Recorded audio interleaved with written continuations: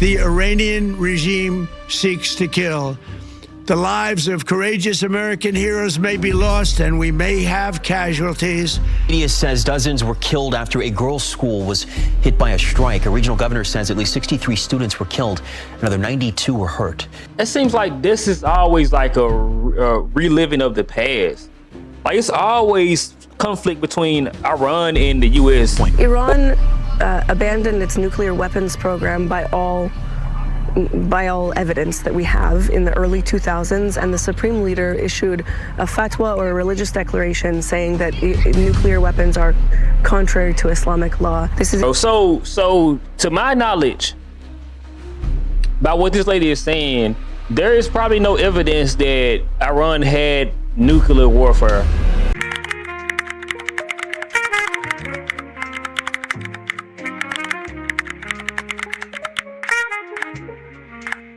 So now the news has reported that the Iranian leader is now unalived. He's now deceased. So we're going to get into that, bro, in this video. We begin with breaking news. At breaking news tonight out of the Middle East, where President Donald Trump says Iran's supreme leader was killed in a coordinated attack with Israel. Thank you for joining us at 5. I'm Cecil Hannibal. The satellite image shows smoke billowing from the supreme leader's compound.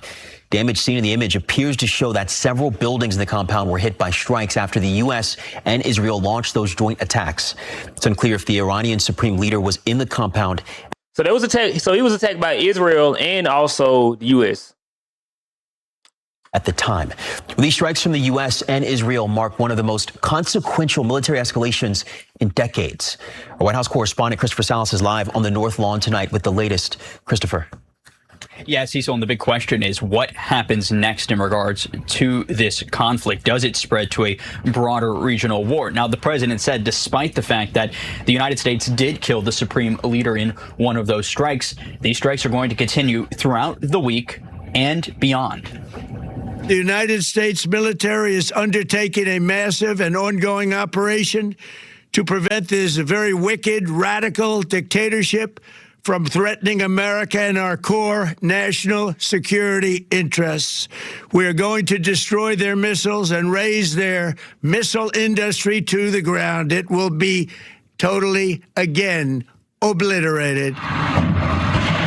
U.S. Central Command releasing this video of the strikes, showing missiles launching and targets being hit overnight. The Pentagon says the operation targeted Iranian missile sites, air defenses, and Revolutionary Guard facilities. The president says the strikes also killed Iran's supreme leader, Ayatollah Ali Khamenei. On social media, he called him one of the most evil people in history and said other leaders were also killed in the attack. The president said these strikes will continue, quote, throughout the week or as long as necessary. Iran has fired back on U.S. and Israeli targets in the region. These photos show President Trump at his Mar-a-Lago resort as the strikes were carried out in coordination with Israel. The president framed the strike as the result of decades of conflict with Iran, saying diplomacy failed and this action was necessary to prevent Iran from obtaining a nuclear weapon. Even so, and I do not make this statement lightly, the Iranian regime seeks to kill. The lives of courageous American heroes may be lost, and we may have casualties. That often happens in war, but we're doing this not for now. We're doing this for the future, and it is a noble mission. It seems like this is always like a reliving of the past. Like, it's always conflict between Iran and the U.S. or Iraq and the U.S. Like, it's always, bro. And I feel like I feel like it's more to the story than what we are told. It's just sad, man. We got this stuff going on in Mexico, and then we also got this right here, bro. Use that word war. He also urged Iranians to, quote, take back their government as lawmakers here in D.C. call for briefings. And again, the question tonight, does this spill into a broad regional war? Back to you. That's what people are asking. I think they're also asking, Christopher, the timing of this. Why did these strikes happen now? Yeah, Cecil, so the president says that Iran was rebuilding its nuclear program after the U.S. struck it last year. The president also claims that Tehran was advancing missile capabilities that could eventually threaten American interests in the region. Now, critics note there's no publicly released intelligence showing that Iran could either strike the U.S. homeland or impact U.S. interest in the region with that nuclear program. Again, they're also warning that this could significantly escalate. It's even something that the president acknowledged could happen weapon on Friday when he was taking questions from reporters saying when there's war, there's risk. Meanwhile, the White House also said that, look, we tried to negotiate with Iran and those negotiations failed. This strike was necessary. And Christopher, also, we want to know kind of what happens next from here. Do we have any idea? Cecil, again, that's the major question tonight. So the president says that this bombing is going to continue throughout the week and potentially even longer. So an indefinite timeline there. Here at home, it's important to note the FBI has raised its posture, putting counterterrorism teams on high alert for any potential threats, even sending some warnings out on social media. That's happening as the Department of Homeland Security has a funding lapse right now, with lawmakers saying this situation happening in Iran makes it all that more urgent to find appropriations, get an agreement to fund Homeland Security. Reporting from the White House, that was Christopher Salas. Thank you, Christopher. Bro, this is an urgent time. We need Homeland Security now. Immediately, bro. Immediately. We have no idea. Well, I know I don't, of what those people are capable of. You know what I'm saying? Everybody got different practices in their lives, in their culture. Some people don't give a shit about civilians. Okay, so y'all got me. I'm not super into politics, but to my limited knowledge, I do remember Donald Trump saying that he was in peace talks with Iran and they were telling them to abandon their nuclear program. You know, I don't know exactly what happened with it, but it seems like these attacks were out of the blue. And that Iran didn't have any clue that those attacks were coming. So my whole thought process on this stuff, I don't have a dog in the fight. I'm not Democrat or I'm not Republican. I have no bias towards any party. So this is just me and my observation of what I have seen over the internet or what I have heard. I just don't think that these attacks had anything to do with nuclear warfare.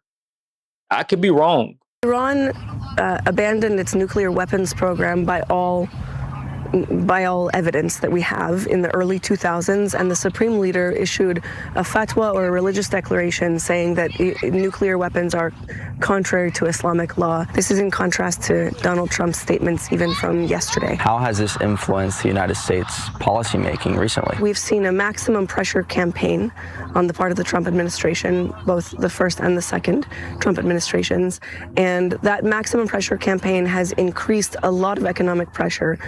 That does not necessarily convert to pressure directly on the regime. So, Doctor, we've been getting messages. Simple question. Are we on a path to full-blown war? If you had asked me that 2 days ago, I would have said something different probably than what I'm saying now. But I think all signs point to a very serious war. I think we are going to see a regional war if these preliminary reports from Israel turn out to be true, that the Supreme Leader has been killed. That is going to have, I believe, the opposite effect of what they intended it. And yeah, that's a scary thing, bro. So to my knowledge, about what this lady is saying, there is probably no evidence that Iran had nuclear warfare. I'm not saying the United States didn't have details on Iran's plans for the future or what they were planning to do with nuclear warfare. I can't say that, the information is not there. The proof is not there. But what I can say is innocent people always get hurt. I saw a clip where a school was bombed. A school was bombed and a lot of little children died from the damage. Iranian state media says dozens were killed after a girls' school was hit by a strike. A regional governor says at least 63 students were killed. Another 92 were hurt. With more trapped under the rubble, in a social media post, the Iranian foreign minister wrote the strike occurred when the school was packed with young pupils. A U.S. Central Command spokesperson says they take these reports seriously. He also said the protection of civilians is of utmost importance. They continue to take precautions to minimize the risk of unintended harm. And see, this is the stuff I hear that really gets me, bro, when it comes down to war. Casualties of war, bro. Like innocent people get hurt, bro, for the most dumbest shit, bro. People be going to war for crazy things. And the innocent people get hurt. Like we so-called supposed to be protecting these people, trying to get these people government back in order or whatever. whatever's going on. Protect them from the so-called supposedly be bad person. But then we sending missiles over there and we are being reckless and we killing people. We killing kids, bro. That's in schools. By airstrike. I'm not sure if it was actually our missile, because Israel did send a missile too. Send some missiles too. So I'm not really sure, but this is sad, bro. This is how you get that deep hatred, you know what I'm saying, from different cultures and different groups of people because of things like this. Now you have a Iranian person hating a American person when we have nothing to do with this.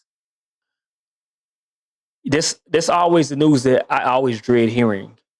But I do understand that war is one of those things that is necessary sometimes because people have different beliefs and different moral codes. Some people will go as far as hurting civilians just to get back at a certain group of people. Now, I have been seeing people say Donald Trump has been compromised due to the Epstein files and not wanting that information to get out. I don't really know. Honestly, I don't know if he's been compromised or not. I watched the Donald Trump speech not too long ago, and I can honestly tell you that Donald Trump did not look, in my opinion, like himself. But that may be just 08. But being compromised by the Epstein files, that's a really good perspective, because if you were someone who wanted something to be carried out and you had information on the person that can get it done, you would probably use the information that you have to blackmail them to do what you want them to do. And I really do believe that this war is more about resources or something, power, than it is about nuclear warfare. But like I said, I'm no expert in politics. So I just thought this was an interesting topic to cover. I thought it was unfortunate. But yeah, we're here. But bro, if you stuck around to the end of this video, I want to say appreciate you. I appreciate all the love I've been getting. But before you get up out of here, click this video here. Come closer, hip-hop supernova is back. Keep your composure, yeah, all hail the chosen. You niggas place holding. I soar in, so important like Air to Jordans. Just culture, culture, culture, culture.